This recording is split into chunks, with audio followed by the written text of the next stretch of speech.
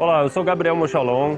Hoje a gente está aqui no Hospital de Medicina Chinesa para experimentar várias especialidades. Esse é um hospital internacional de medicina de Yuan. Então, vem comigo, vamos lá dar uma olhada.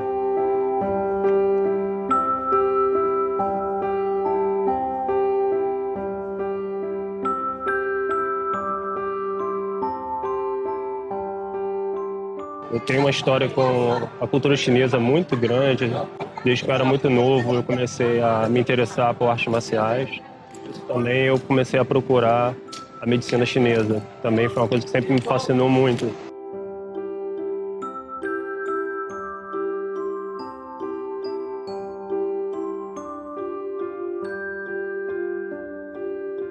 Hoje mesmo à noite eu vou dar uma aula num módulo de acupuntura para os alunos do Brasil de forma remota.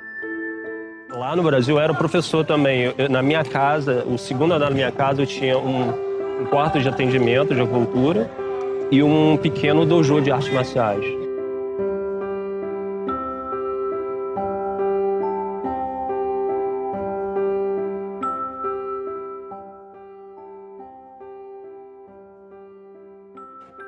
Hoje, então, eu visitei o Hospital Internacional de Medicina de Yuan aqui em Guangxi e tive a oportunidade de experimentar algumas terapias tradicionais chinesas, como o Gua Sha. Eu nunca tinha experimentado um Gua Sha. Uma sensação bem confortável, não senti dor alguma, bem confortável, parece realmente uma massagem. E tive a experiência também de experimentar a acupuntura, na região do umbigo, que é uma região que o pessoal geralmente reclama muito ou tem medo, Eu coloquei 8 agulhas, em volta do meu umbigo e não tive sensação nenhuma.